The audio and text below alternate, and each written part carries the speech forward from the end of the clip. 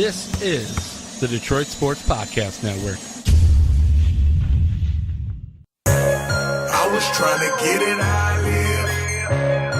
I want them dead presidents. I want to pull up, head spin, get it, get fly. I got 6 jobs, I don't get tired. I don't get tired.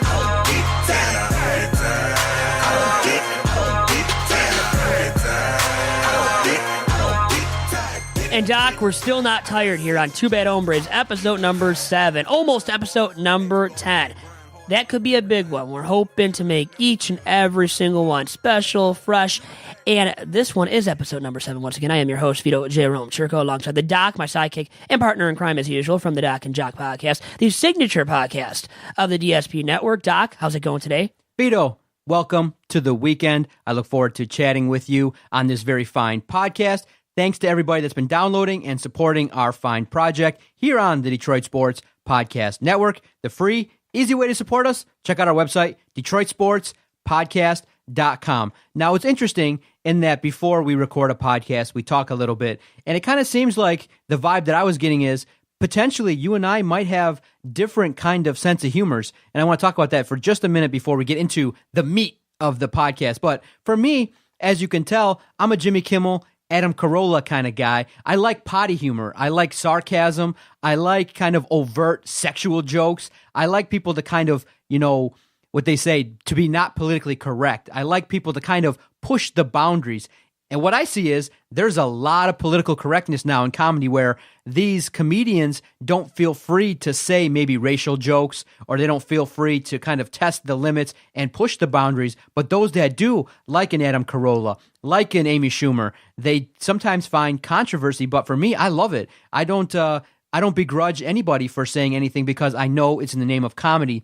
And sometimes comedy moves us to be a little bit irritated, to make you go, ooh. And you got to remember too now, in the last 15 years, if you watch late night shows, the comedy's a little bit different. Jimmy Kimmel does sexual jokes. I mean, he literally does some things that do test the boundaries, and I like it. That's the kind of things that I find funny. For you, what makes you laugh? What kind of things entertain you, make you, go, oh, that's very entertaining and funny?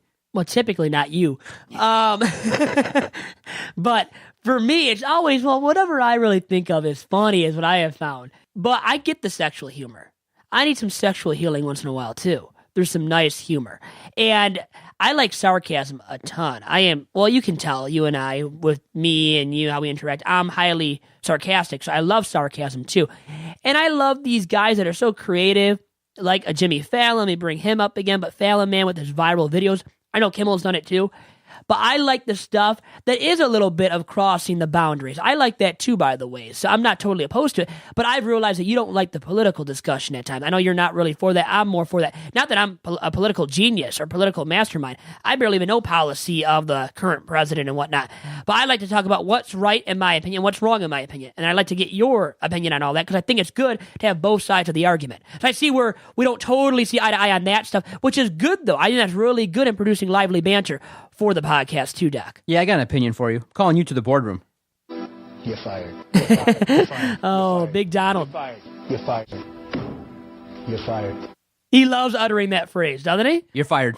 Yeah, you wish you could just fire me. Just sat here and called me unfunny. Is that what you're saying? I was being sarcastic, highly sarcastic. And now we have to get right into the thick of things here. And I know, listen, Mr. I wanted to ask you something. Listen, Mr. McJumpy Pants, hold on a second. Let's ease into it. I want to get your vibe of what it was like covering the Oakland game with me, knowing that I was able to secure an interview with Kay Felder. We did a good job. Which I would have done, like I said. I know you don't believe it, but it really is the truth. You think you would have got it? Well, I did go shake his hand. I shook Kay Felder's hand, if that means anything. But so did I. I said welcome, and I got an interview. What part of shaking hands does that do? How long was your interview? 31 seconds. There you go. Beautiful interview. One question? It was a quick hitter, though. The definition of a quick hitter, huh? The reason why is because I didn't know who it was. I don't know. So I knew who he was. I didn't know who he was, but I saw a lot of people taking pictures with him. So I just went up to him, showed a little brass, said, hey, I'm with Detroit Sports Podcast Network. Can I get a couple seconds? And he was very friendly. I do regret not asking him one question because all I was there to do was just ask him, hey, what do you think about being here at Callahan Hall supporting Oakland? I wanted to ask him, did you see your boy, Kay Felder, get rejected and swatted? I really wanted to ask him when looking back at it. I should have thought to ask, did the boys rib you? Did they make fun of you? Because he got posterized. He went to the lane, he plays for the Cleveland Cavaliers, and he got swatted, and he made a poster, but in the wrong way. So I wanted to see, in looking back, it being in the moment, because at the time I had pretzels, I had pop in my hand. It was awkward. I just shoved the cell phone in his face, and I was just asking him a couple questions. And I know that it was, unsolicited, but hey, I wanted to get the interview. But for me, I just wanted to kind of talk to Kay Felder a little bit about his thoughts about Oakland, but I wish I would have got the information. But hey, you actually got to go do it to make the mistake to learn, Vito, whereas you were a little bit starstruck. Oh, I've made many mistakes, and through, trying to do some stuff, I have tried to do some stuff. I've learned that way through my mistakes too. Yeah, that's what I wanted to ask you about, and that's where this leads to, is that I was able to go out to the Palace for the first time and talk to Stan Van Gundy. Now, I wasn't intimidated to talk to him because there were 5 other people around me, but just the whole experience, I felt a little bit intimidated for the first time going out to the Palace to cover it. What was it like for you, your first couple times maybe going out to talk to an athlete? Who was the first professional athlete or professional person that you talked to, and how did it go? I had to drink a ton of alcohol to calm my nerves. No. Vodka or hardcore, straight up vodka, nothing mixed, baby. No, would never do that. But you are nervous. I mean, I still have nerves. I don't think anybody ever gets rid of their nerves. And if they say that, then they're truly incredible, and they're probably lying to you, right to your face too. So, because I still get nerves when I interview even high school coaches for Top Cat Sales or the Detroit Free Press or the Detroit Sports Commission now. Working for all these different outlets, you keep busy and you have to interview a lot of people. So you just have to be willing to talk and introduce yourself. And, so who was the first? You got to ask relevant questions. And you might be nervous in doing so, but you got to get out those questions, Doc. So who was the first person professionally that you interviewed? I don't even know now. I would say the first big timer that I interviewed was Chad Pennington. I don't even know if you've heard me say that to you, that I've interviewed Chad Pennington, the former NFL quarterback for the New York Jets, the Miami Dolphins. Interviewed him back in the day when I was in high school. So I started talking to some people doing an internet radio show through Blog Talk Radio. Not always the best, usually crummy actually, not professional whatsoever. But you get your reps in that way. You learn something from those mistakes and you hopefully get better. And I think from high school to college, I improved. And I think from college, since then, I've improved as well. So it's about continuing to make the improvements. And even though you get nervous at times, and maybe I didn't go up to Dick Vitale, and I know you wanted to get at me about that, but the thing is, what I saw one guy do who was writing a specific article about him that knew him and had a connection with them. I will go up to somebody when they're not actually watching a game. Okay, the guy was watching a game with his wife. I just felt it wasn't worth it at that point. It wasn't called for. Now, Tony Paul, he went up. And that's the reason why you even thought of it, by the way. You didn't think of it until Tony Paul did. But when Tony Paul did it, then you thought, well, maybe I should go do it. And I get it. You're trying to make me even more bold. Because I think I'm bold, though. That's the point I'm trying to express. I wasn't bold enough to do that because I felt like, well, if I'm not really writing an article that's relevant to Dick Vitale, or where I have to get his quote, well, why am I going to go bother him when he's watching a game? And he's not there for people to keep going up to him to ask him question after question. So I felt that would have been in bad taste. That was my point that I was trying to make to you, the point I'm trying to make to you now and everybody else listening as well. See, I think that's why your reasoning is flawed. Now, of course, that wasn't your agenda, but now you see that you were just able to kind of to walk up. We were credentialed media, and the whole experience at Callahan Hall was pretty great. cool, didn't it? It was very nice to be on the floor, kind of honoring a team, and you get a sense in sports, and that's why I'm drawn to sports, and maybe that's why you are too, is the camaraderie, is the loyalty. They honored the 1976-1977 Detroit Mercy team, and the entire team showed up, including Coach Dick Vitale, to honor Terry Durod. And when you get your number retired, that's what you like to see, the camaraderie, the loyalty. So it was great to be on the floor, to take pictures and things like that. Unfortunately, that's when we got the news of the passing of Mike Ilitch was on Friday at Callahan Hall on Press Row. I saw it on Twitter. I kind of was scrolling down and someone had tweeted out of the passing regarding Mike Ilitch. But that's where your thinking is flawed, is that things are fluid. Okay, obviously we were there to cover the game, to secure some audio, to go talk to the coaches, recapping the game. But let's say, for example, Andre Drummond's there. You're just going to say, you know what, I'm not there to get Andre Drummond's information. Here's my point. I'm not going to go bother him when he's watching a game. He's there as a fan to watch the game. This is what I feel like. Here's the true Vito Churko feeling. I feel horrible when I see these people just go up to these guys time after time. They're there as a fan to watch the game themselves. They want to enjoy themselves. They're out of the element of playing or broadcasting, as in the case of Dick Vitale. I don't want to bother them unless I actually have something specifically. I don't really care about. I'll tell you this much. I don't really care about just saying hi to Dick Vitale. I don't. Hey, Dick. I said hi to Dick Vitale. Who hasn't said hi? That's how I view it, though, Doc. Don't you you get my point a little bit? Like saying hi to Dick Vitale, what does that mean in the grand scheme of things? He's not going to remember you unless you interview him. If you have a full list of questions to ask him and it's a proper interview setting, I say, oh, hell yeah, I'll go tackle that interview and get it done. Vito, that's see, my viewpoint. What's happening is you're getting bogged down by the fear that you had, because I didn't go tell you. You think as the proprietor of the DSP network that I would tell you to go down, leave your seat, and go say hi to Dick Vitale? That was not the instruction. The instruction was, oh, you know what? Get a quote potentially that you could add to a quick hitter.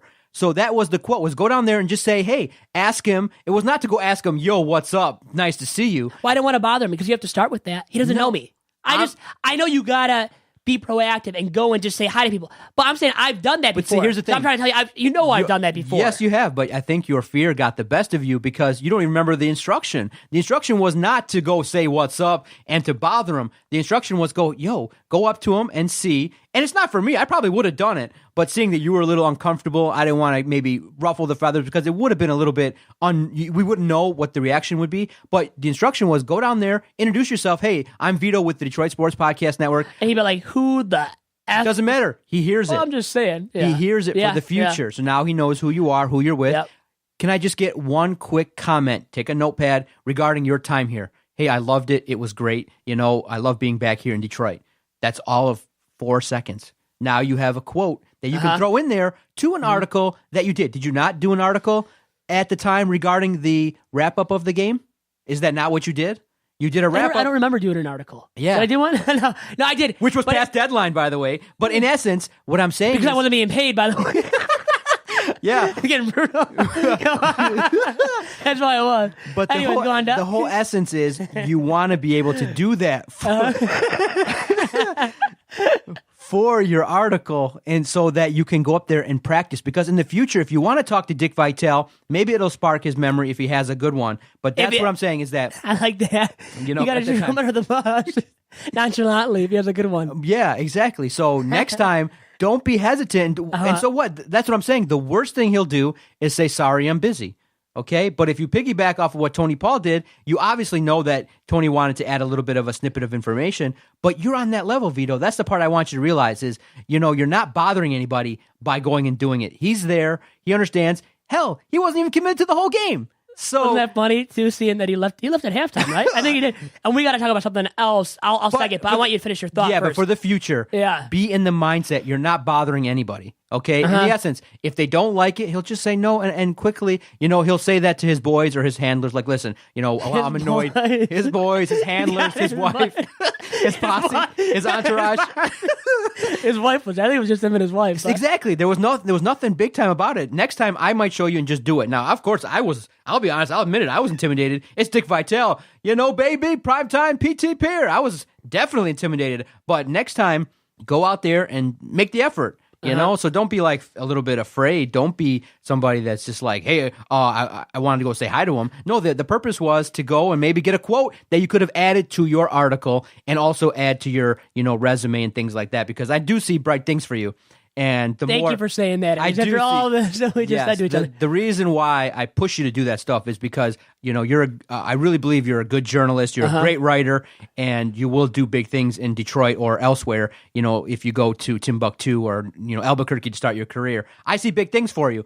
And when you have an opportunity to add things to your resume, I get excited. And, that's what I'm doing. I'm doing it out of respect for you. And hopefully, one day you'll come back and be like, when someone does a one-on-one podcast and I hear it when I'm like 60 years old, it'll come down the line and you'll be like, I started with this network. This ass John kept pushing me to do all this nonsense, but it really helped me. I was able to go out and do these things. So go out there. Dick Vitale's no different than you. You saw him. He's out there. You think he posed with Hitman Hearns like that on purpose, or that was just natural? No, he does. You do things to promote yourself. You do things to get publicity. He was periscoping. He was out there, so it wasn't like he was looking for privacy. He was periscoping, all shaky and stuff like that, which I was kind of surprised. What he needs is he needed his own young assistant to kind of do all that stuff for him. Why is a 75-year-old man kind of doing his own periscope? Well, he wants to do it. He's lively. He's vibrant still. He's no real 75-year-old or 70-plus-year-old man. You have an assistant periscope with you in the video.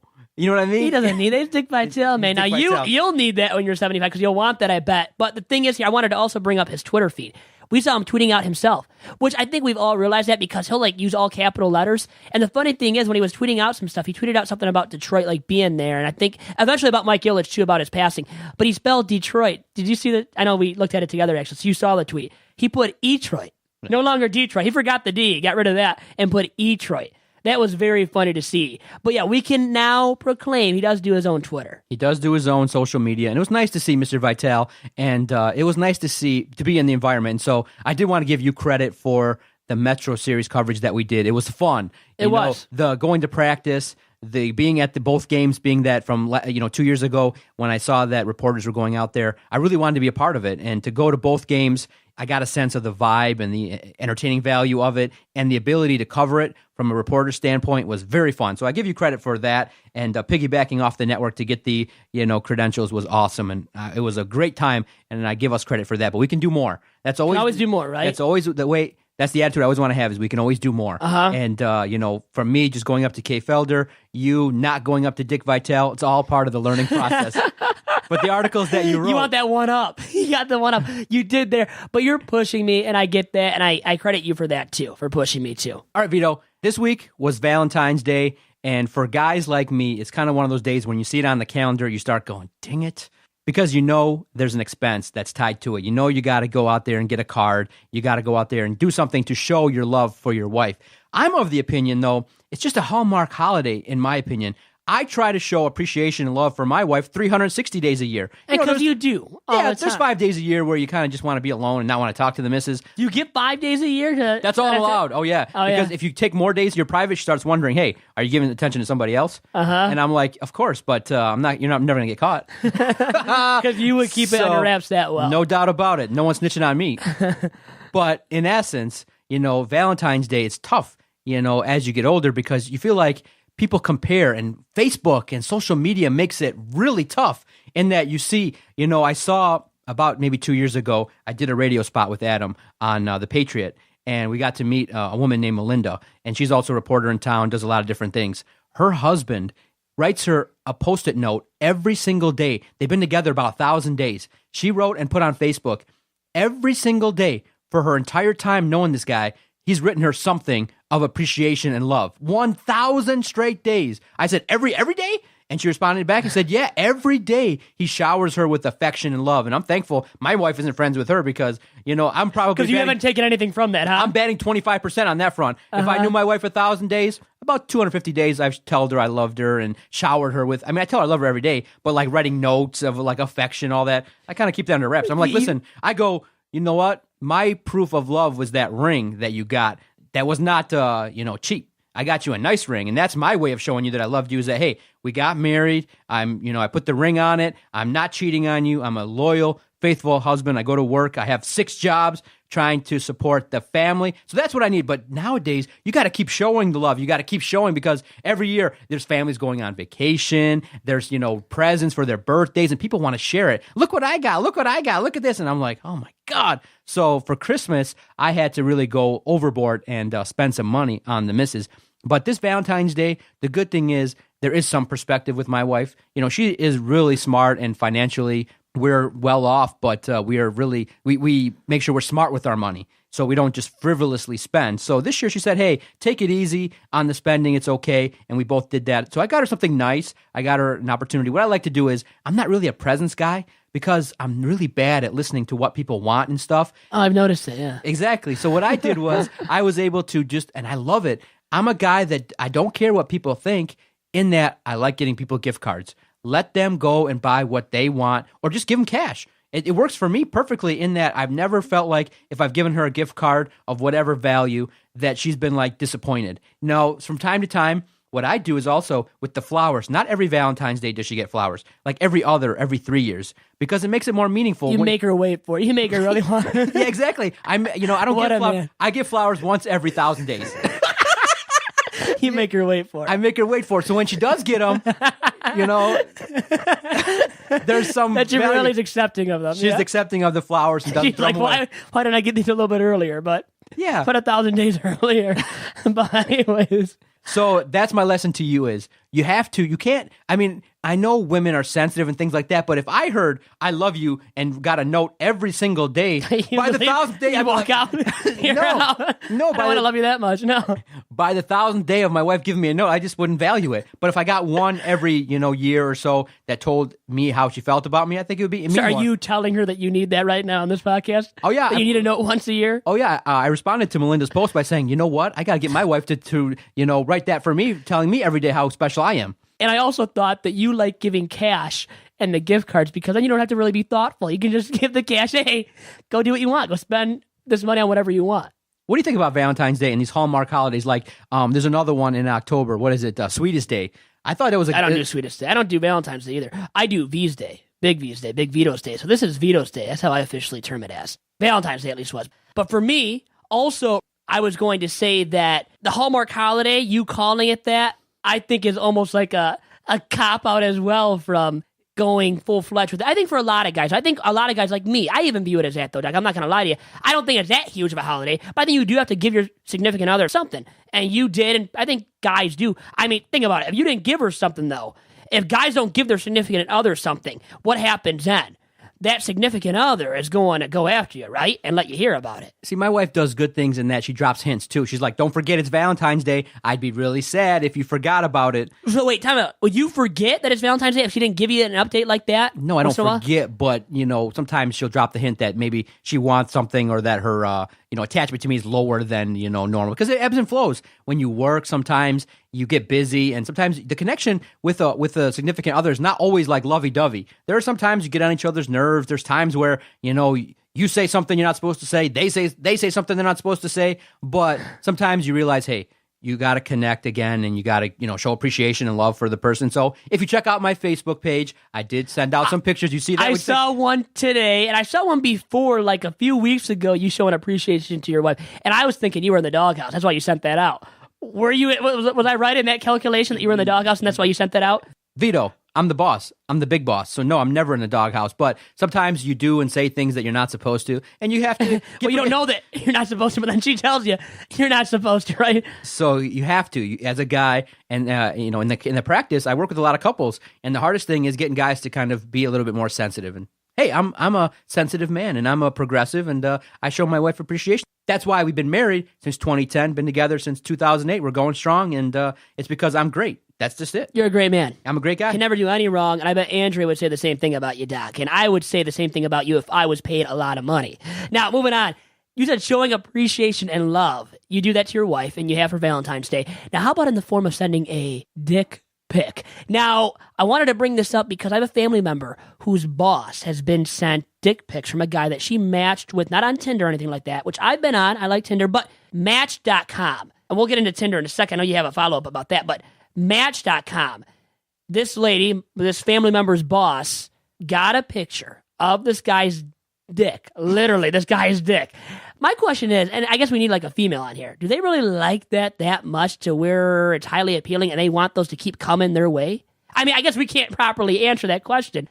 From the majority of people that talk about it and women that talk about it, most women are grossed out by it. They don't want to see that. That's what I mean. I don't so. see anybody. I mean, maybe some women that are less inhibited and things like that will ask for it. But I would say as a guy, my counsel to other guys listening is don't send it unless someone asks for it. Or unless you're hung like a horse, maybe. Just send it.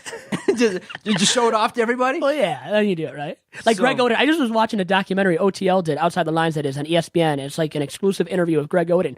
Oden got in trouble for doing that. He sent his big, I don't want to go into how big, but he sent his picture of his dick to this woman. It spread like wildfire, man. And that's the thing, it can spread then people that you don't want seeing it, see it. That's the problem with that too, by the way. Remember Draymond Green got in trouble for that? He did it? What he did was, if you're a fan of Snapchat, Draymond and Green of these kind of pictures, thought that he was taking the picture and sending it privately. But unfortunately, it went out to his story, and so everybody saw it, screenshotted it, and sent it out there. Some liked it, some didn't. Some liked it, some didn't. Literally a big mistake. So it's one of those things where, guys, you got to be careful with that. Yeah, you do. What was the reaction of your family member's boss? Well, I heard from my family member that she's still talking to the guy. Or the guy's still sending her stuff. She's still receiving stuff. So there must be a back and forth there, right? A give and take a little bit then going on. If she's still receiving the stuff and not blocking him. Wouldn't you think she would have blocked him by now, blocked his number if she didn't want to see that stuff anymore? She must be liking it a little bit. And some women, I guess, do. Maybe more of my age demographic. Am I in that demented world now where the girls do like that? I don't know. I just know I wouldn't be sending one out. I want to take a quick time out, regroup here, and I want to come back and follow up with this conversation and also talk about you being on Tinder because I want to know. Well, there's a little conversation. Not much there, but we'll talk about it. I want to know if you've sent one of these pictures, and we'll follow up with that after the break. Doc here for the Detroit Sports Podcast Network. Thank you for your continued support and allowing us to keep the studio lights on, the microphones hot here at the Detroit Sports Podcast Network. If you like what you're listening to, you like the variety of podcasts that you hear, definitely check out our website, DetroitSportsPodcast.com. That's the easiest way to support us. You get all the news from the network. You can check out the work from Vito, myself, all the guys that are putting out great content almost each and every day. And hey, if you're prone to shop online, click through that Amazon banner, go about your business, shop, and then when you're on that Amazon page, just bookmark it. Anytime at all that you make an online purchase, it kicks us back a little something and helps us keep this project going. We've been going strong since 2013, and that's been largely due to the support of our supporters, and we greatly appreciate it. DetroitSportsPodcast.com. Go ahead, be gone with it. Get your sexy out. Go ahead, be gone with it. Get your sexy out. Go ahead, be gone with it. Get your sexy out. Go ahead, be gone with it. Get your sexy out. Yes, sir. You're listening to the Two Bad Hombres podcast. Thanks, everybody, for downloading. It does mean a lot to Vito and I and everybody here at the network, for everybody that pushes that play button, that pushes that download button.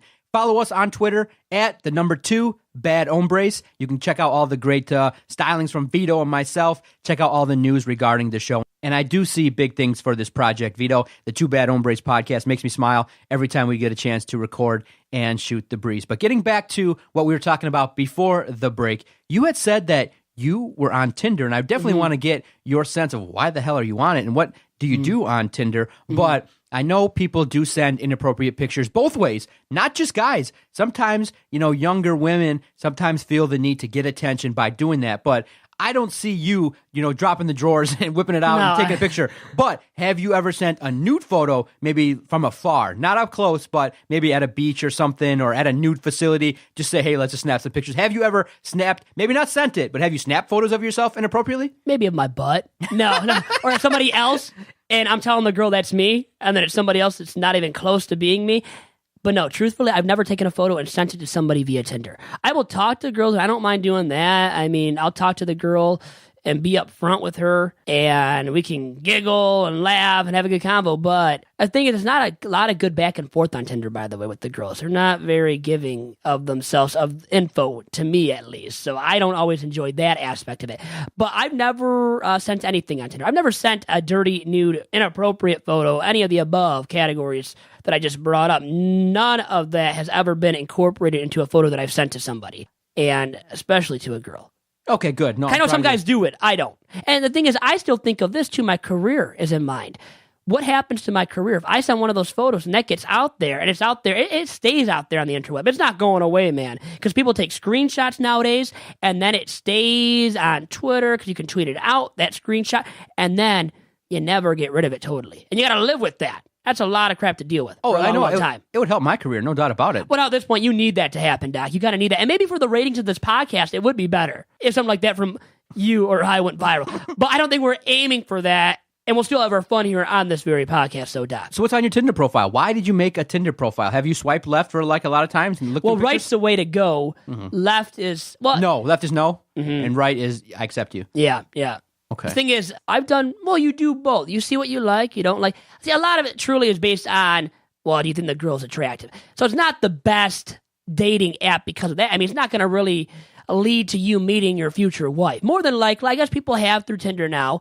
But I think like Match.com, something like that, or Christian Mingle for singles who are Christians.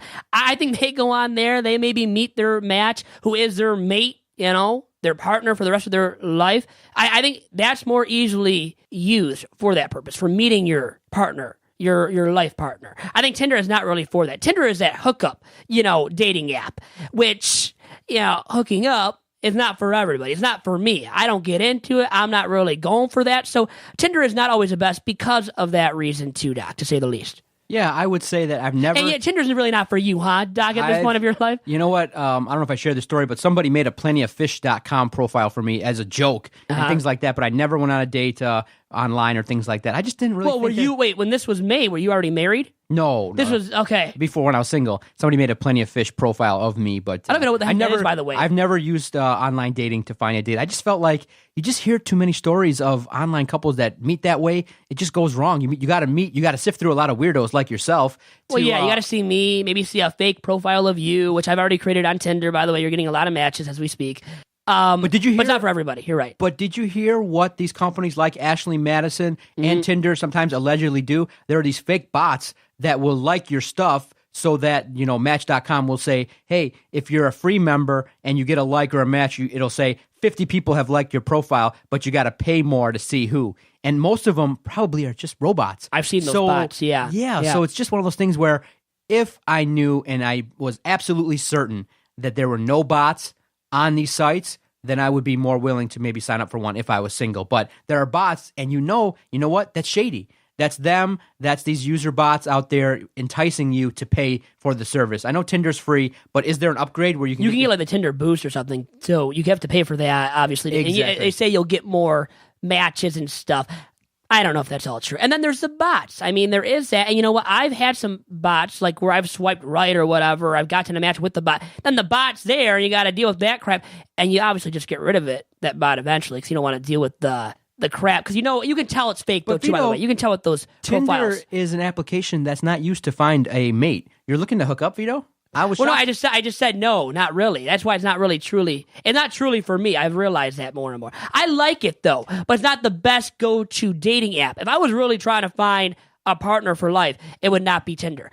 See, I know I just kind of misconstrued or, messed up a little bit there. And maybe I just twisted my words there a little bit, because I said I'm not looking on Tinder for the hookup, and that's really the purpose for it. So what am I doing on Tinder, right? Well, I still feel I like to, talk to somebody. You can still talk to somebody, and maybe it'll lead to something. Maybe even just a date, be nice to go on a date. I wouldn't mind doing that, but you're right. Like meeting your future wife on there or husband, probably not going to happen through Tinder. So, Vito, my counsel to you is get off of that. Meet people the real way. Meet them face to face. Well, see, I do both. I go to bars. I mean, you've seen photos now, huh? You've seen too many photos. But it is good. I think people, you know what, Doc, in this society, people my age have gotten away from the face-to-face interactions. Don't you agree with that, Doc?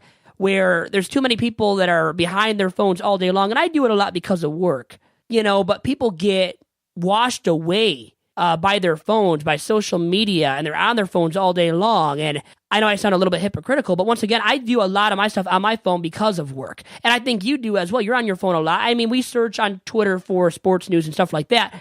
But my point here is that people my age, it feels like, are more and more glued to their phones and not willing to talk with people face to face or even over the phone.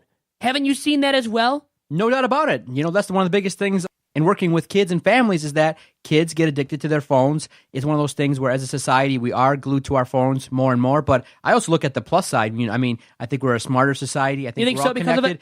I think we're more connected as a society. I think that the phone does have a lot of positives as well for those that potentially maybe are, a little bit shy and maybe need an outlet to communicate. You can do it through social media, but there are a lot of problems with it as well. But like in life, in anything, you need a balance. You can't be on your phone too much, but if you want to use it for the positives, then I do appreciate it. It's a way to connect with people through social media, through pictures and things like that. So let's not just focus on the bad things.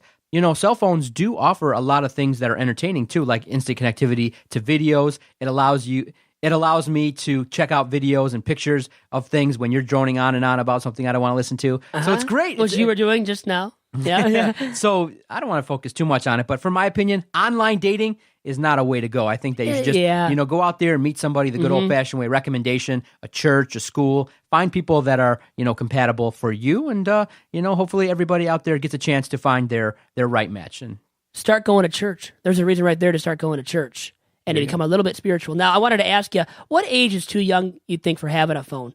Because now there's a big discussion about that a lot, too. And I see these kids, man, they're like even 6 or 7 years old and they have a phone. I think that's way too young. Way too young. I'm a psychologist, and my professional opinion when parents ask me is 13, 14, 15. Is that what it is? Oh, no doubt about it. So for your kids, obviously, they'll be that age, at least, huh? No doubt about it. I mean, you could get them a regular flip phone that just is able to make phone calls, but it quickly, you notice, there are problems that arise when young kids have a cell phone, which means they're texting till all hours of the night. They're creating Instagrams. They're creating social media accounts that maybe their parents are not aware of. And it's one of those things where if it's left unchecked, if you have, situations where you're not, where parents are using cell phones to, babysit their kids, then it's a totally bad thing and trouble can happen. And I've heard a lot of stories of parents that don't even know that their kids are making profiles and kids are Snapchatting inappropriate things. And there's just a lot of trouble that kids can get to because you got to remember out there too, people are watching your phone.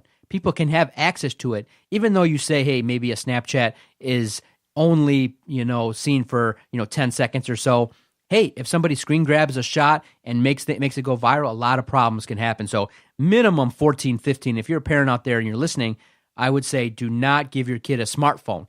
Just a regular flip phone that can dial in case of an emergency. And Vito, what you're going to see is in the next 5 or 6 years is you're going to have classes. Social media classes, cell phone classes, have to, yeah. Parenting classes that emphasize how to properly monitor a kid and their cell phone because there's too many problems with it. Kids are now in the DSM-4, which is a handbook, a diagnosis book for psychologists and people in the mental health field that lists all of the diagnosis and the criteria. There are now video game addiction, and I'm almost certain in the future, cell phone addiction is going to be in there because people, if you look at studies and things like that, if you have a phone and you're a youngster and your parent takes it away, you flip out. They flip out and keeps my office full, and a lot of the conversations revolve around cell phones. And then the kids being too young, there are creeps out there. And then as a parent, you don't know what they're getting involved in via social media, via apps that maybe lead to a predator preying on them. And you don't want that for your daughter or your son. So you got to really be aware of what your kids are going into, getting involved with, and all of that. Now, a fun anecdote really quick here, Doc, about a kid using his parents' phone. I heard from a friend of the family that they have a little niece, and she's like 6 years old, and was using her dad or mom's like iTunes account and downloading songs and buying songs. And then the parents found out at the end of the month that they were charged a bill of like $400+ for music downloads from their daughter that they knew nothing about. Exactly. And the girl's like 6 years old. Exactly. And they knew nothing about her doing all that. Exactly. Same thing happened to my family. That's how they get you. You download the game for free on the smartphone, but you can unlock additional features, things for the game to help you advance in the game, or special things like if a guy has a weapon, you can upgrade the weapon or things like that for purchases. And these in-game purchases, if left unchecked, you can rack up huge amounts of downloads and costs that are expensive. And Apple did a smart thing at some point because I think they were forced to legally to put that you have to be able to have a barrier to stop that from happening. Like on my phone, it's set where every purchase has to be approved with a password. So they can't just keep doing it over and over and over again. And that is one of the biggest things, that hundreds of millions of additional charges being lost because of people doing stuff like that. So don't succumb to peer pressure. Let your kid, mature and teach them everything they need to know to avoid all that kind of trouble. Man, it's tough. It's a tough world out there. Because imagine, Vito, right now we're only on version 7 of the iPhone. Can you imagine, Vito, in 8 years, version iPhone 15 and 15S, what they're going to be able to do? My goodness, I mean, you could almost have, homeschool on your iPhone. And maybe you'll jot it down among the other list of topics I told you about on future editions is what do we want on our phone in the future? What kind of special features could we think of that could be applied to our phones? Because if you can think it, if we can imagine it and talk our way through it, it probably will be there. By the time you're 40 years old, they're going to be, some amazing features on iPhone 25. There's so many potential ideas to fill your cranium with. Definitely with future editions of the iPhone. Now, we have some other topics to discuss, so Doc. Yeah, Vito. I was, perusing USA Today, which is my favorite source of reading material. I like that website. It's set up pretty good. I like the way you can kind of get through that website. So USA Today is one of the ones I like to, look around when I have some free time, especially when you're, bloviating on and on about your dating websites. But I saw that Nick Cannon kind of had some disparaging remarks during his set. So what happens is, Nick Cannon, is a guy that many people know as being married to Mariah Carey prior to their divorce. He's a comedian, done a lot of great work. But for the last 12 seasons, he's been affiliated with America's Got Talent. And it's an interesting show, not a show that I really peek into, not one of the reality shows that I liked. Once American Idol started to fade, I kind of started going away from these contest-type shows. I was into Survivor in its early run, but halfway through, I just went exclusively to like reality shows talking about people's lives, not contests. Contests really don't do it for me. But Nick Cannon was affiliated with America's Got Talent, but he also was able to do a stand-up special. Okay, Vito? So in the special, he's telling stories, he's doing jokes and things like that. And in his comedy routine, he kind of made some disparaging remarks about NBC. And he truly thought that wouldn't get back to the people at NBC. And what he talked about was, since he's been on America's Got Talent, that his, that people's perception of him, being black, his blackness card has been revoked.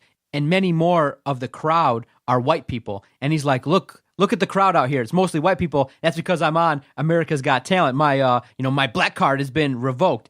And he thought that he could just say that it'd be no problem, and that he could just go back to work and things like that. But what I think is now, as I'm reading it, when you're affiliated with a show that long, maybe you don't care anymore. Maybe you're just, thinking that, hey, I'm comfortable, and that if something happens, well, what's the big deal? Because he abruptly left, because he was confronted. And me personally, I'm solely in the corner of NBC. And here's why. And it also relates to the whole Charles Oakley situation with the New York Knicks. And here's what my thinking is and my understanding of people with status. Okay? They start to think, when you start to have people tell you you're the greatest, when you start to have, opportunities to do a lot of different things, and you get all this adulation, okay, like a Charles Oakley, who is loved and, thinks that everybody in New York Knick Nation loves him, you start to think that rules don't apply to you, okay? When you work for a major corporation like NBC, or when you work for the Detroit Sports Podcast Network, you can't go out there and say disparaging things. Oh, then I better stop. Okay. Please stop, Vito, with that, because I know I'm hearing it. So what happens is you sign contracts, okay? You sign deals. Did we sign a contract?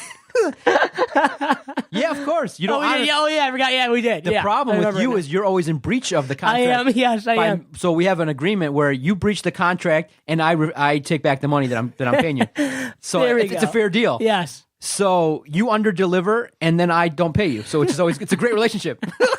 I love you too. There we go. So Nick Cannon thinks that he can just go out there on a special and blast NBC, that he's above that. Charles Oakley thinks he can go, and boo the owner standing behind him. And then fight people. I mean, what is that right, fighting people? You can't ever fight anybody. And he's going out there having press conferences trying to seek support. Like, you didn't think that if you punched security and made a scene at the arena that you're not going to be banned for life? It's not your house. You were an employee of the New York Knicks. You're not the New York Knicks owner. You're not a high-ranking member of the organization. You were a former player. You were a proud member of that organization. A lot of fans support you. But if you go make a scene at the owner's house, he's going to be like, you're banned for life.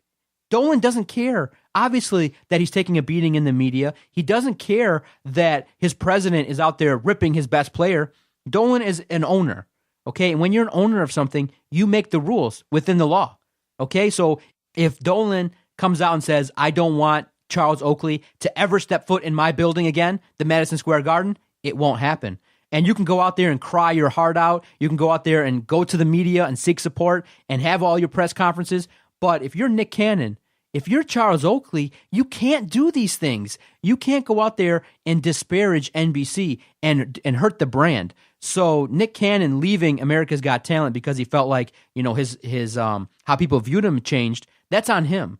Okay? If you're not happy, it's a free country. Stop doing it. You were there for 10 years. They paid you good money. So I'm tired of people not respecting authority and not respecting the fact that corporations, we're now living in a time where it's anti-corporation, where people just feel like they can go on the Grammys like a Busta Rhymes and call the president Agent Orange. You can't. You were offended by that? I was offended by that, and I'm going to tell you why. And I'll tell you why when we talk about the Grammys. But in speaking about Nick Cannon and Charles Oakley, you have to also consider that when you say things, I know it's a free country. You have a right to say whatever you want. Vito, you could turn on the mic, fire up, the mixer, and get your mic ready to go. You can say whatever you want. It's a free country. But you are not free from ramifications by what you say.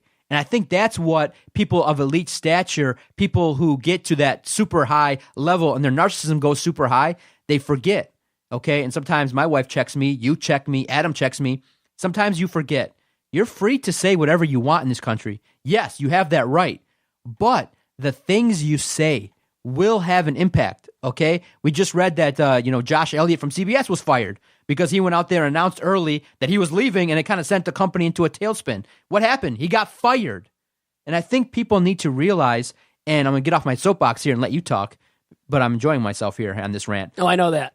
But what I want to let people know is think before you speak. That's the first thing I tell anybody, is that what you say has a ramification on a brand. And all you got to do is don't burn bridges.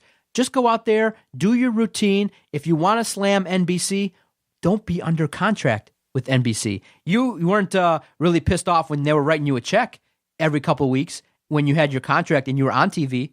Okay? People want it both ways. They want to be able to speak freely on the company. They want to disparage the company. They want to go to Madison Square Garden, cause a scene, and then not face any ramifications, then start acting like a victim. I just despise that greatly. Vito, if you went out there and you said something bad about the Detroit Sports Podcast Network, I'd say, okay, why do you feel that way? We'd have a problem. Okay? And I wouldn't say you can't say it, but I would say, okay, but if that's what you think, the next time you come here, the lights won't be on and you won't be part of the network. That's it. I just think that more and more people are not considering the ramifications of what they say. Well, I think these guys, too, think they're above the law almost, Where was the well said? That was such a great rant. That was such a great, discussion from me and nothing from you. Okay, that's how it is. Well, I'm going to say what I was trying to say. I think what I did say, actually, is that they think they're above the law. And really, who is Charles Oakley at this point? He made one All-Star game in his career. He's not a Hall of Famer. He's not a Knicks owner or front office man or coach or player right now. Who is he at this point? Who cares about Charles Oakley? And really, who cares about Nick Cannon without Mariah Carey? No offense to him, but really, who cares about Nick Cannon now? And Nick Cannon, though, you know what? You have the right to voice your opinion, but like you said, it could come back to haunt you and to cost you your job. Now, what he said there, I think about America's Got Talent, should not have warranted him being fired, though. I don't think it should have warranted him. What? Should not have warranted him. He wasn't fired. He said he left because he thought he was going to be fired, though. He thought that was coming. It was looming or whatever. So, still, I would hope they weren't going to fire him. See, he announced his exit via Facebook, and he was deeply saddened about being threatened with termination by executives after he made a racial joke about NBC on a Showtime special. Was it that bad, though, that comment? He used the N-word. Oh, you didn't say that part. Okay. He said NBC stands for, I didn't. Okay, well, now I'm thinking, okay. Vito, what do you think I said? He said he made some disparaging remarks about NBC. So there was a level to that. I got to hear, I got to hear what they are. Well, what I heard you said that he made a comment about the crowd being white, and that's because of America's Got Talent. Well, that's no problem. Let me ask you, do you think he should have been removed or should have been threatened to be terminated because of that? If he didn't use the N-word. Yes, no doubt. So you're saying if he didn't use the N-word and describing NBC, what it stands for, and just said, hey, look at this white crowd here in so many words, it's because of what I do on America's Got Talent at NBC. You think that still should have maybe caused the NBC executives to come into his ear and say, you're about to be terminated? He's inferring that the only crowd that watches America's Got Talent is white. Can you take a joke, though? Was he making a joke? Isn't he doing stand-up comedy? He was making a joke. Yeah, I understand that, and I understand that people have the right to be controversial, but at the same time, when you say these things about a company, you got to remember that what people say affects perception, it affects ratings, it affects dollars. Okay, now, had there been no impact on that, then it's no problem. Why am I mad at Busta Rhymes? Why am I mad at Charles Oakley? Because now people think that, hey, if you get mad, you can push security. You can't do that. I hated that. Like I said, I despise that. Now, if you're mad, then you can go out there and call the president Agent Orange. He should have just called him straight up Donald Trump. Say Donald Trump. I wouldn't have had a problem at all. Now, saying Agent Orange, it's kind of funny. I mean, just take it for what it's worth. Really, everybody gets worked up over everything. I know I have too. I get worked up too. And maybe I am right now. I think you just did. You had your soapbox, like you said. The chance to, describe what's been bothering you. And I've done it on previous editions. Now you're doing it here. Listen, I think everybody has the right. I love the performance by Busta Rhymes. I love what they were doing. I love the message that they were sending. I'm just saying, respect the president. Don't call him Agent Orange. Just call him President. President Trump. You don't like him? Boom. Use President Trump. Why are you calling him Agent Orange? Yeah, get right out there and say his name then. Just say his name. I agree kind of. I think it's kind of funny still saying Agent Orange. Just deal with it. let it go, deal with the blowback. And you think Busta Rhymes really cares about the blowback right now that he's receiving for it? No. He knew what was going to happen because of it. See, what happens is, that's why I'm saying is that people feel that their words may not have an impact. Now, you got to remember, Busta Rhymes is not only speaking to the audience there at the Staples Center, he's speaking to the country and a bunch of young people that are influenced by what he says. And what I say is, listen, if you disagree with the president, more power to you. I respect that. If you feel the need to protest, I respect that. But the problem is, there is a certain section of people that are being disrespectful to the office. And I do believe that you need to, if you disagree with the president, you still need to be respectful. It is President Trump. That's the office of the presidency of the United States. And whoever's in there, okay? There were Democrats in office that did some unsavory things. There were Republicans in that office that did some unsavory things. But I don't think it gives us the right to disrespect the office. It's still... Well, you respect the White House, the office that is the White House, but you don't have to respect the individual in the White House as the president. So that's the difference, though. There is a difference here, remember. You can disagree. What I'm saying is, you can disagree freely. It's a free society. But how you disagree is also important. We don't call Busta Rhymes a thug rapper. Well, people do. We don't.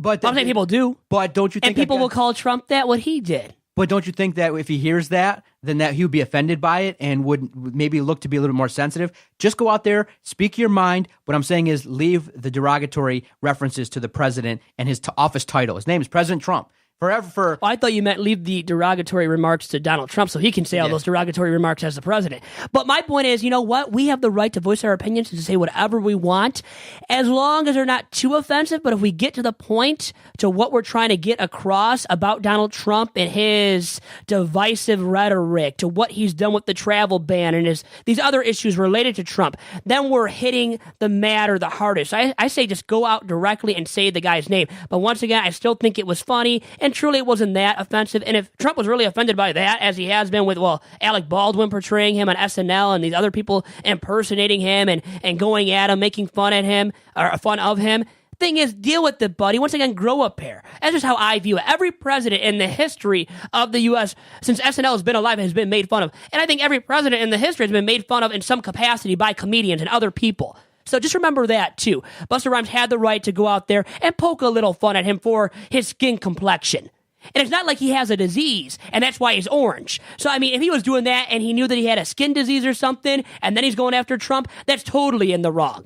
So that's my distinguishing mark right there, Doc. Vito, you know who else is getting made fun of quite a bit? Sean Spicer still taking the hits. Melissa McCarthy came back, Alec Baldwin, and I could see what Saturday Night Live is doing. I mean, when you see the ratings and you go, oh my gosh, we're getting the highest ratings that we've gotten in the last 6 years, might as well keep making Trump jokes, might as well keep having Alec Baldwin, reference Donald Trump and imitate him, might as well have McCarthy, come back out and do Sean Spicer because it was a buzz the first week. My opinion was the second week wasn't as funny, and it felt a little bit forced in that, the first time she did it was truly funny. I felt like the second time she just tried to amp it up a little bit more. It wasn't as funny, but I want to play a clip, one that I found here. That's just kind of a brief synopsis. And then after that, I'm going to play Sean Spicer, who kind of was asked about it, and get his response here. So here's a couple clips regarding this whole Sean Spicer Saturday Night Live situation.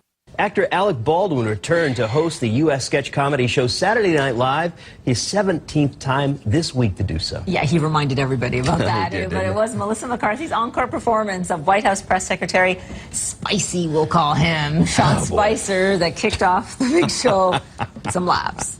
Now I'm going to open it up for questions, and I'm going to probably freak if you start asking stupid ones. Speaking of freaks and stupid ones, Glenn Thrush, New York Times, stupid hat, go! Look, I just wanted to know what the president intends to do now that the appeals court denied your request to stop the travel ban. You're testing me, big guy. Look, it's simple. If the appeals court won't do what's right, President Trump will see them in court, specifically the People's Court. That isn't real. That isn't real. I'm Glenn, and I'm not really. It is real, Glenn. See, Doc, really quick, I like later on in that segment, too, where she does parody, Sean Spicer, where the podium is moving. it's a mobile podium where she's just moving it and everything. Without, it's automatic. It's in terms of how it's moving, and not where she's forcing it. That was really funny too. How it's like on a scooter, in so many words, the podium. That was cool to see too towards the end, and that caps off that little sketch too, Doc. Do you like the use of the gum? I think it's funny where she takes off big pieces of gum and tries to chew it. It is a little bit heightened. I know it is funny. What I'm saying is that you need to be a little bit more creative. When you do it the first time and you try to do it again, but just amplify it, it just came off as a little bit more forced. Whereas the first time was funny. I think what happens is when people realize that, hey, we got a bit here, they just kind of overdo it and play it out. So what they need to do is maybe put it on the shelf for a couple weeks and maybe just do it once a month so that people get ramped up to kind of want to see it. To do it again, maybe just took a little bit of the luster off. But I'm interested also to hear what Spicer had to say. He went on CNBC, and anything involving Trump right now is drawing ratings. This Melissa McCarthy video on YouTube has damn near 95,000 views. And this video of Sean Spicer responding to Melissa McCarthy and being asked by a reporter has 2.3 million views. So people are interested. I'm kind of interested to see what his take was. You need some props? My word's too big. I got to show you in pictures. Great. Okay, here we go. When it comes to these decisions, the Constitution gives our president lots of power, and Steve Bannon is the key advisor. Okay? And our president will not be deterred. All the details, even the gum. She took on travel ban, alternative facts. There was her take. Sean Spicer took him a bit of time, but he did in fact respond, and Tashana has more on that. Heather, let's just say Sean Spicer, the White House press secretary, wasn't laughing as hard as everyone else was at that skit. He says that he was leaving church on Sunday and received a ton of text messages to his phone. He even was alarmed, thinking something had happened. And everyone was asking him about his thoughts on that sketch. So he did indeed have a chance to see it. And he says, yeah, it was funny. But he did say that he thinks McCarthy needs to slow down on the gum chewing, that she had way too many pieces in there. And he said that he felt she was a little too exaggerated. So here's a look back. His suggestion is that she needs to dial it back a bit. So he's responding. He knows that, hey, people are laughing at him. I think he's handled it pretty well. And he's just trying to say, hey, come on, ease up a little bit. Come on, stop making fun of me. But hey, it's one of those things where if I was being the brunt of the joke, I would just take it. It's just one of those things where people are talking about it. And it's one of those things where I do believe that, hey, they could ease up on it. But do you think it's low-hanging fruit? They're just trying to take the easy way out. I do think there's opportunity for comedy from Saturday Night Live, but I don't think they're taking full advantage. I think they're just grasping for low-hanging fruit. They could do a lot better job. Well, they're not going to do a better job because it's a great job right now, and because the ratings are sky high, as you said, the best rated episode in 6 years. And also, SNL right now is averaging 7.4 million viewers an episode, according to NBC. You add in those who watch within a week, and that number jumps to 10.6 million viewers. The show's biggest audience in 22 years. God, that is good. So they're not going to change their ways because right now their political savvy and satire is so good that, hey, it's not worth it to change it up because the ratings are so sky high. When the ratings are that good, you're not going to change your ways for anybody. And the thing is, Spicer said it might be a little bit exaggerated, the humor that, or in the way in which Melissa McCarthy has parodied Sean Spicer. Thing is, you know what? It's going to be exaggerated. That's SNL's take on things, and they're going to amplify it, as you kind of already hinted or, indicated, Doc. You know what? These sketches are always going to be heightened in magnitude. So, and taken out of proportion a bit because you're not going to just show the true reactions or personality and just persona of the person you're portraying via a sketch. You're going to amplify it to get the most laughs out of the sketch possible. And that's what SNL is perfecting right now, I think, with Melissa McCarthy as Sean Spicer. And more power to SNL and for having Alec Baldwin on for a record 17th time as a guest host. Vito, do you remember any press secretary before Spicer? Nobody does. Nobody does, right? It's one of those things where you now kind of have to pay attention to everything he says because he's getting grilled regarding everything. I think Flynn had to resign, the national security advisor, because of improprieties of things that he underreported regarding his relationship with Russia. Yep. So it's one of those things where President Trump probably realizes, hey, they're going to be on me. I think he just needs to tighten his ship a little bit. Maybe take your time and think things through because every word not every tweet, every word, every syllable is being looked at, and it's a microscope. And I don't know if he secretly likes it, but right now the attention is solely on Donald Trump and his administration and what's going on. He wants the pub. He's an attention whore. Like you said, any press is good press. He truly believes that. Thing is, as a president, it's not that way, Donald J. Trump, anymore. But he still naively believes that. And that's a problem in itself right there with him as the president, Doc, to say the least. Vito, to wrap up the podcast, last Sunday was an amazing day for me. It was one of those things where there was so many things to check into. I watched the Michigan basketball game. I watched the Red Wings, watched the Pistons, watched wrestling, and also at the same time, mixed in there was the Grammys.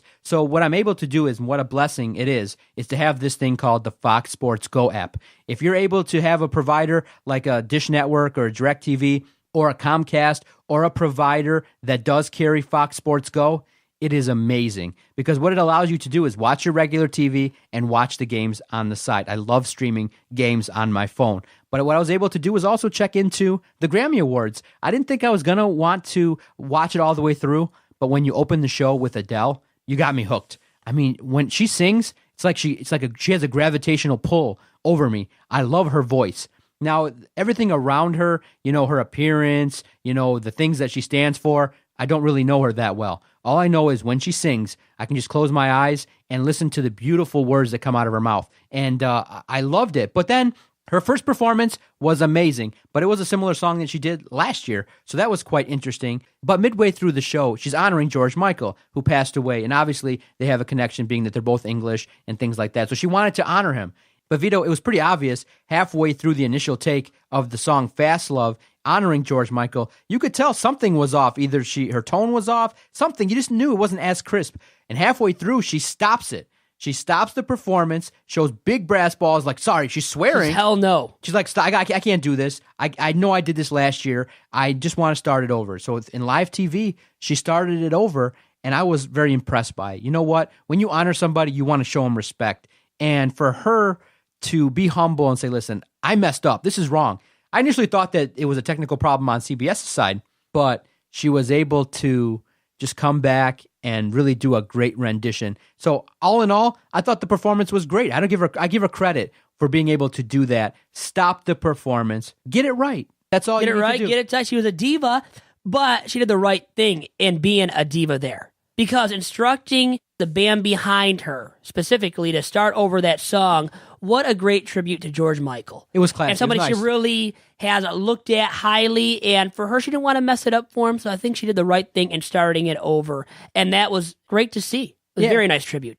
And we talked about, obviously, how Adele messed up with that song initially, but then did it over. Now, a guy that has messed up in the past want to transition into professional football a little bit. Terrell Owens, a guy that's messed up, might not get a do-over in terms of getting into the Hall of Fame. Wanted to ask you, Doc, about your thoughts regarding his Hall of Fame credentials. And when you look at the stats, they're very, very nice. He went to a Super Bowl against the Patriots, had big numbers playing hurt, and then he has these great statistics as an NFL wideout. And people are keeping him out of the Hall. What do you think, Doc?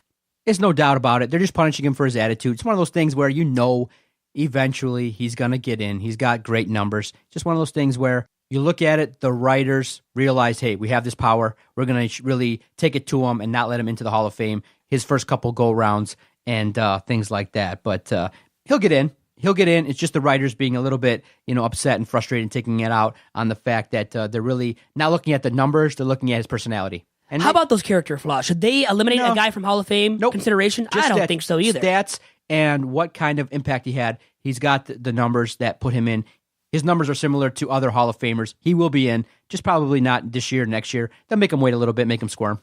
Second all-time in receiving yards, only behind Jerry Rice. And then also has 23 more touchdowns than Chris Carter. Already an NFL Hall of Famer. Yeah. When you look at the stats, how they add up, you got to defend T.O. And I think the stuff off the field and maybe inside the locker room, him being a quarterback killer, as was noted when he was playing with San Francisco and Philadelphia with Donovan McNabb, all that stuff should be thrown to the wayside, and he should be in the Hall of Fame, to say the least, Doc. No doubt about it. He'll be there. It's no doubt about it. I mean, he's got support. He's got support of other receivers. He's got support of some media. He'll get in eventually. Real quickly, before we get out of here, just my highlights of the Grammys. I liked Adele, obviously. I liked Metallica performing with Lady Gaga. I liked the awards. I liked the pageantry of it. A couple of things that maybe they need to work on is you can't have James Hetfield Mike fail on him. It was really devastating. And I don't know, I just felt like the Prince tribute could have been a little bit better. Bruno Mars. Oh, you didn't like that Bruno Mars one? No. I liked it. I think he rocked out, man. See, for me, I would have rather just play Prince music and, honor him a different way. So those are the lowlights for me. But the rest of the day, last Sunday, was awesome. I hope the rest of my weekend is awesome. I know messaging you, figuring out how we're going to plan our next shows will be great. Looking forward to, maybe we'll invite some fun guests to the studio sometime and have some conversations with those that are entertaining and potentially great guests. So I look forward to it, Vito. Great chat. I look forward to future talks with you down the line. We'll always have fun on this podcast. That's the point of it. Mixing in the pop culture and the humor and some sports takes here and there. And I hope you enjoyed this week's edition, episode number 7 of Two Bad Hombres. We are out for now. We'll see you and talk to you next weekend again. Goodbye, guys. I was trying to get it out.